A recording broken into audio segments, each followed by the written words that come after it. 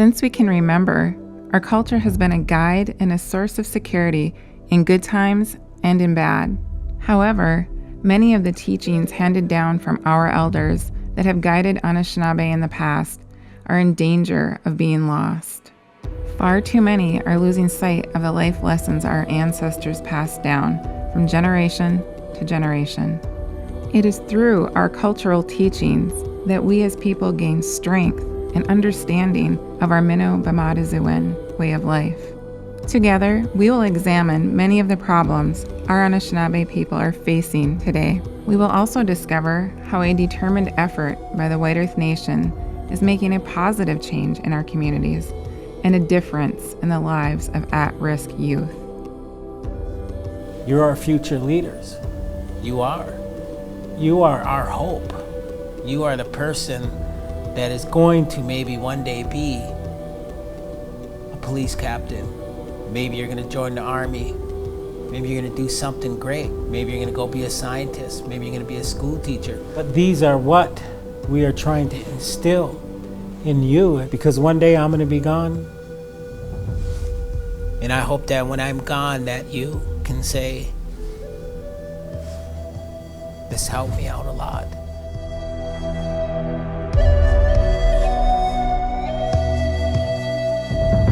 Wikwajitun, Jaga Jitun.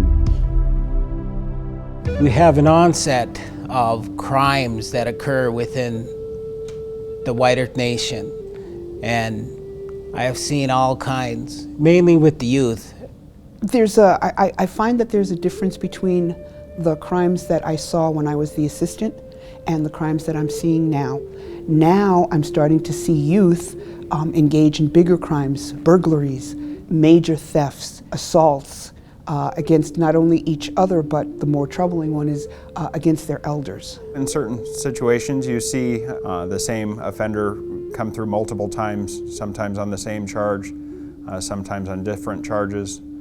Sometimes you see sibling groups coming through from the same family, or even members of the entire family. The people around you, they want to do drugs. You see them doing it, you think it's cool, you do it. But when you have the poverty, the struggles, you typically have a little bit more influence from whether it's gang activity or just bad seeds in the community that will prey on the youngsters, tell them you can't do better, this is the life on the res, here it is, we can party, we can have fun, we'll show you this great time, and they draw them in that way. We have youth that are now engaging in burglaries of the homes of elders, sometimes after the pills that elders may have, or their money.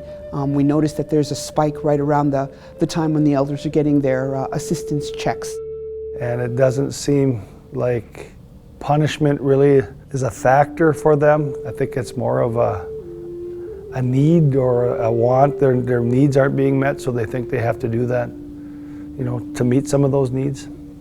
Poverty does have a lot to do with it. They grow up in an environment where their dad may already be in prison and they're staying with grandma who's trying her very best. I really commend this community for as many relatives that step in and really try to help out. But sometimes there's too many to help. We have a lot of kids that are growing up without their dads. A lot of kids that I've dealt with don't have a father. Either they do have a father, or the father's locked up, or he's dead and gone. And I think they're in a feeling of despair. I felt, I was just in pain, like depressed. Could be a number of reasons. It go back to a lot of the criminology theories, I think, nature versus nurture, if it's something you're born with, or if it's something you learn growing up, or if it's just a lack of response on their first contact with the system. It teaches the youth that you can go out and commit crimes, and you can go out and get away with it because your victims and the neighbors and the people that saw what was going on don't want to get involved. And that's very sad. And what kind of a youth are we producing at that point in time? What needs to change? I think the reservation, like any community, I think just holding one another accountable and wanting to be in a better spot. I think it's easy sometimes to not want to get involved and to look the other way, but like in any community, taking responsibility and holding yourself and those around you accountable and hoping again for a better community.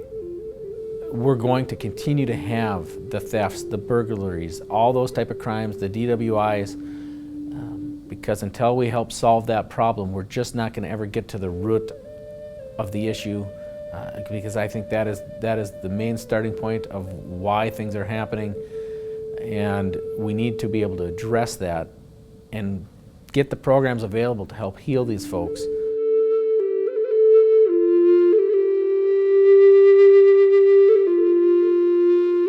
Weweni b'madaziwin.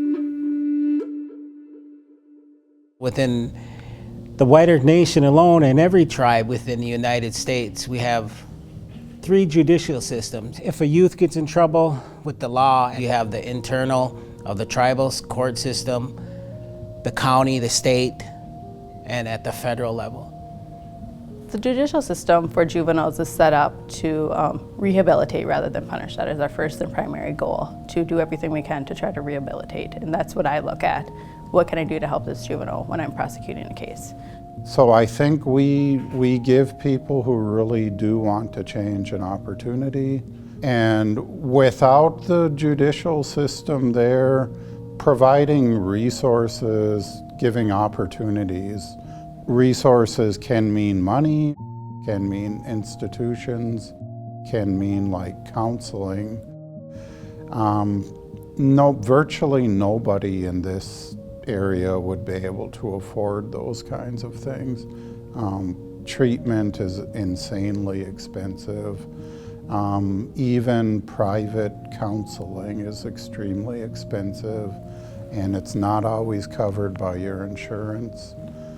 I do think that without those kind of opportunities, more people would slip through the crack. I know that when we go into court with youth, one of the first things is we give, on the first crime, we give the youth a chance. We do a stay of adjudication, which means it doesn't go on their record. And the judges are very good at lecturing the youth about what the long-term effects are of the behavior, what will happen if the behavior escalates, how that's going to affect their future. I have one judge that makes it very well known that if you get a felony on your record, that could conceivably close out your future military career, if you choose to do that, or a nursing career, or most anything that requires a license, social working career. And he will tell them that right off the bench, that if they continue in this behavior, while it seems to be fun and exciting now, it's going to have some long-term effects that they might not be able to bounce back from when they grow up and decide, oh, I want to be a police officer, I want to go into the military. If you go to any state court or county court today, and you're charged with a crime, say minor consume, say fleeing a police officer, domestic assault, right away you're charged and you're cited a ticket, you go to jail, you get a felony, maybe a gross misdemeanor, you go on probation for 1.5 years. Then you deal with the DLC agent, an agent that will oversee you. Maybe you have to submit randomly to a drug test. You go there, you see your DLC agent, you maybe see them once a month, if that, because a lot of the DLC agents in the state of Minnesota, they have maybe 40, 50 clients and then some. That's just with the youth, and maybe with the adults. They also have 40, 50. So as a whole, you see our judicial system as a whole, working with the DLC system, they have a large clientele. The Department of Corrections, as well as probation, what we're leaning towards is identifying their criminogenic risk and needs. We do that through what's called smart probation. Smart probation is that, we are targeting these risk and needs and forming a case plan that is specific for the juvenile offender. and also too the type of programming that they're going to be responsive to. We're using those native tools or native assessment tools to determine where an individual might have a risk or a need, and then it's the battle of, okay, so we've identified this risk or this need, and we're developing this great case plan. This is what we think is going to help, and we've tied the culture piece into it. But then it's collaborating with everybody locally to find out what services specifically are going to help address that need for that individual, and it's a challenge in and of itself. Sometimes it's just like, I don't know what to do to help them, and that's a struggle, because that's what my job is to find justice, and find justice for the community for the things they've done, and find justice for the victim, but to help them to realize this isn't a good path, because I don't want to see them end up in prison. We gear their treatment and their programming towards that individual instead of a broad spectrum. So if I have a Native American youth, I'm going to be responsive to their cultural needs as well as trying to address their criminogenic risk. I've seen the growth from, well, now almost 17 years ago when I was involved with White Earth work and the relationships with the counties and other partners. And I've seen everybody kind of coming together to have the counties of Monoman, Becker, and Clearwater at the same table, everybody working towards the same goal, particularly with the youth, of trying to figure out the reason for the crime, trying to get ahead of the substance abuse issues, rather than just playing catch up. Everybody getting together with the same common goal is remarkable. If you're aware of their culture, and I see that if the more immersed that our juveniles are in their culture, the less that they're going to recidivate and the less that they're going to commit new crimes. And like I had spoken before with the Juvenile Healing to Wellness Court, we have individuals that specifically help our youth with, different cultural events. And then also too, they are aware if the juveniles are struggling in different areas of their life, especially with mentally and emotionally, so they can specifically talk with someone that's going to address their culture as well as their mental health and what is needed to help them, better their lives. How that works would be is sending them to a cultural specific chemical dependency program.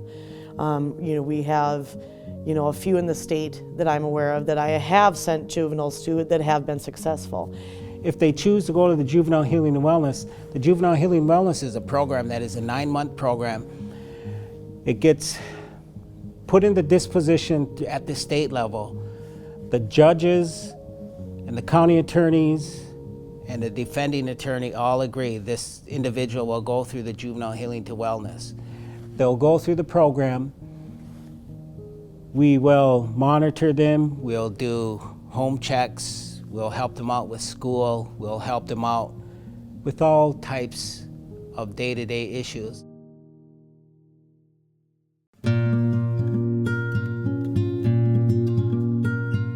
Minno b'madaziwin. A lot of these youths, they have no understanding of family dynamics, no understanding of the culture, who they are. They're on a Anishinaabe and they forget because they are lost. They don't see that, hey, this is not Minno b'madaziwin. Minno b'madaziwin means our way of life. When the kids come into my program, we focus a lot on culture with the kids. Unfortunately, we find that when the kids come into treatment, that's a big piece that they are missing, is that cultural component. We make it a high priority, I guess, to get them back into learning about their culture, whether it's arts and crafts, whether it's taking them to sweat, just getting them out in the woods and kind of teaching them medicines, different types of medicines. It's a lot of consistency, being there for them when they need something. Not going home and shutting your phone off because it's 4:30. Always being there to support them when they're at a cultural event. Not just say, hey, you need to go, but being part of that. by going in, being a part of it with them.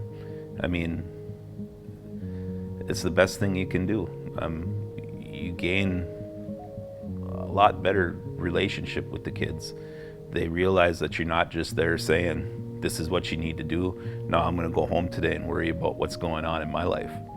You know, they know that when that phone rings, you're gonna pick it up.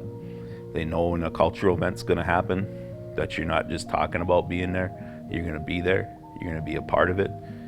And maybe give a little teaching while you're in the sweat lodge, maybe giving a little teaching while you're by the fire, maybe giving a teaching on the way there while you're riding in the car. All those contacts, all that little stuff that is done is making positive gains with the kids. They're investing in these kids, and our kids are seeing that, hey, these guys are taking the time to come and get me, to take me to these places, you know, to take me to sweats, to take me to all of these cultural programs, and they're following up on me. You know, they're believing in me, and I've heard many times, you know, they're not afraid to chew me out and yell at me when I do it wrong, but I know that they're there to help me. And you know, with the culture has been a great thing. I would say in our program we have, at any given time, we've had up to 17 kids at one point attend the event. Out of those 17 kids, I haven't seen one that has reoffended. The majority of them have been clean and sober. Even kids that have left the program because they were having a little bit of behavior issues or they timed out, the ones that didn't successfully graduate are even still doing well. They're still following the teachings that were taught. And hands down, that's been our best asset in these programs, is using the culture. I do share my story with all of my clients. It's my story of hope. I offer it to the kids that, you know what, I've been there, I've done that, and I've made it, you know. I'm here today and this is why I'm doing what I'm doing. I grew up in a household where my dad smoked marijuana, he drank, he did all the hard drugs, and he sold marijuana. I remember my mom and dad always fighting. I remember him coming home in the middle of the night drunk. I remember waking up and the fighting. And I also share with the kids that I lost my dad. My dad died of hepatitis C. I was there for 4.5 months. I explained to the kids that going through that with my dad was probably the biggest, hardest thing I've ever had to deal with in my life. It was where my addiction became its worst. Instead of reaching out for healthy ways to cope with losing my dad, I did the self-medicating thing. You know, I couldn't get high enough. I couldn't stay high enough. I couldn't numb that pain fast enough. I couldn't go visit my dad without being completely out of my mind. It hurt so bad. That pain was something I never wanted to feel ever again. Through my addiction, I also ended up with legal consequences. My legal consequences are what brought me to be where I'm doing today. I went to treatment for myself. I tell all the kids that, you know, treatment isn't a bad thing. It's what you make of it. A lot of people were worried about me coming back to the reservation and how that was going to impact my sobriety. To me, like I said, going to that tribal college and learning the culture and applying it to my life was what kept me grounded, what kept me going, what kept me moving forward. The people that I met were able to help me. When I had my downtime, when I had my bad time, it was spirituality, it was culture that kept me sober.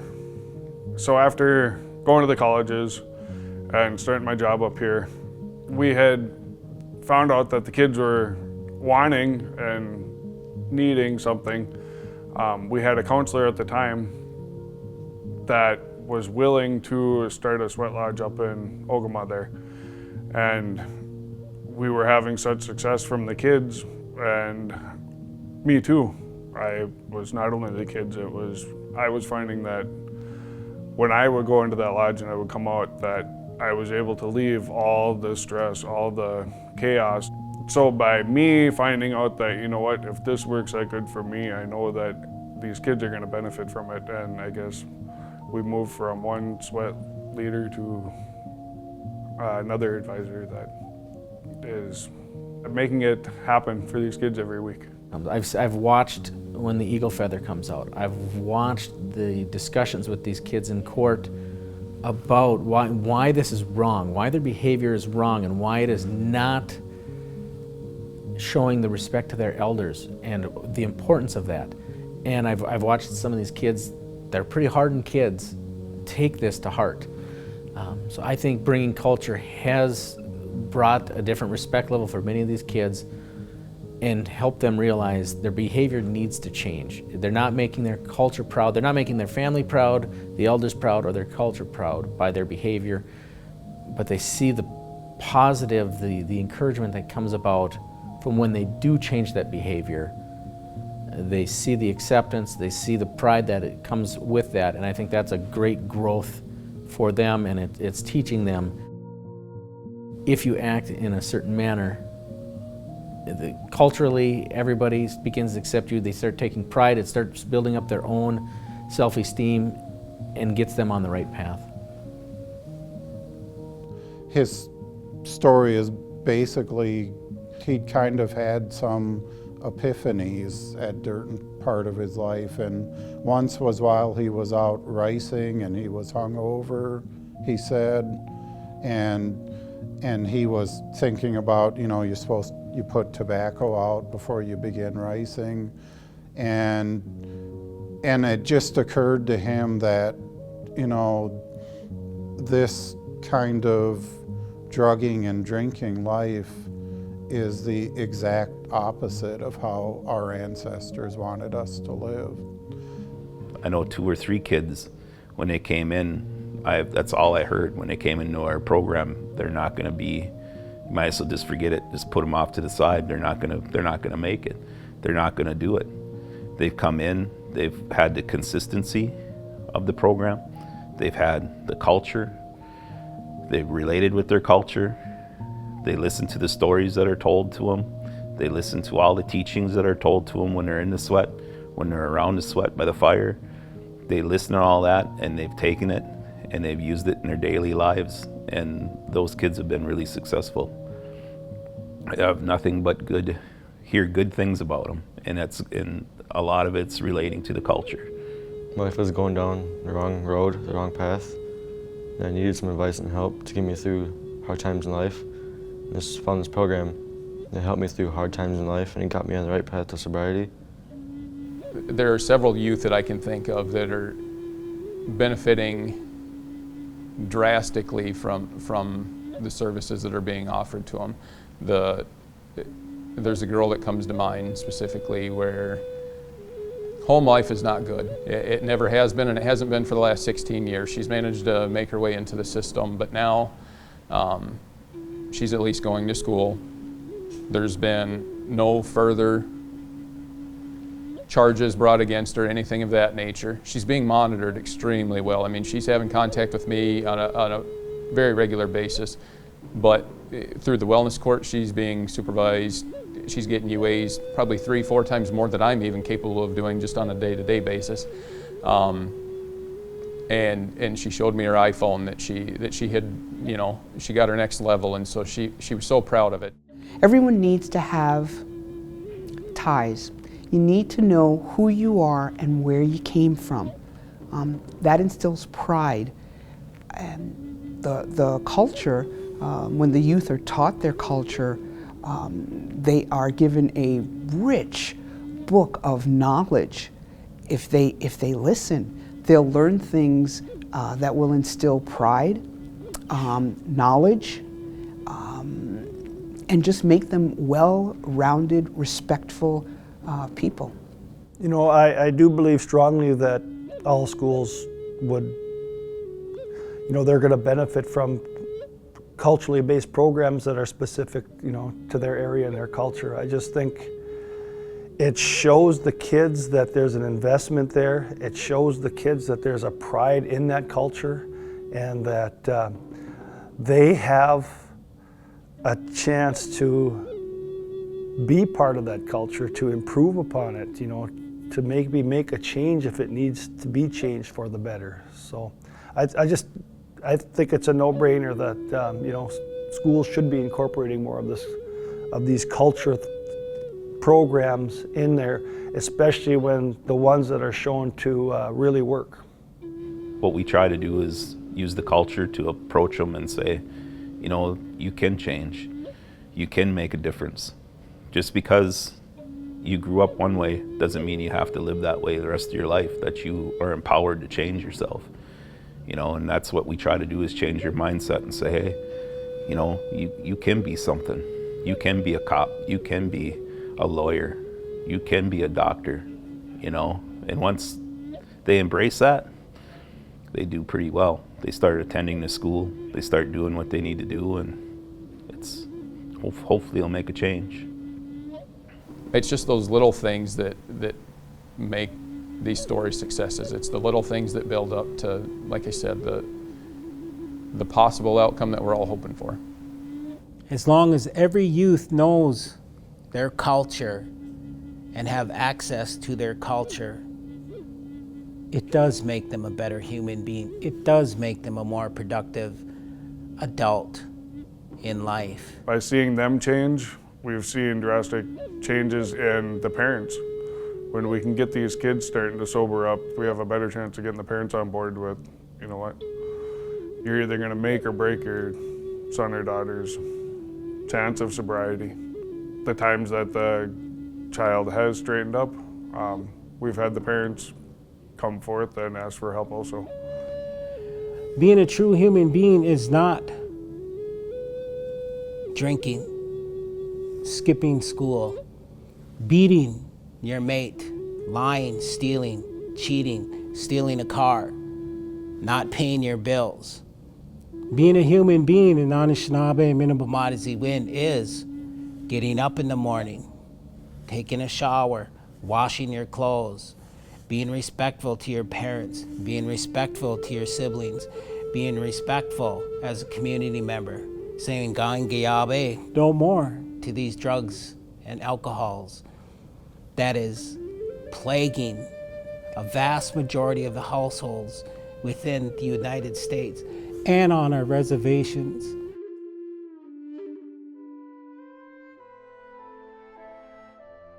You're our future leaders. You are. You are our hope. You are the person that is going to maybe one day be a police captain. Maybe you're going to join the army. Maybe you're going to do something great. Maybe you're going to go be a scientist. Maybe you're going to be a school teacher. But these are what we are trying to instill in you, because one day I'm going to be gone. And I hope that when I'm gone, that you can say, this helped me out a lot.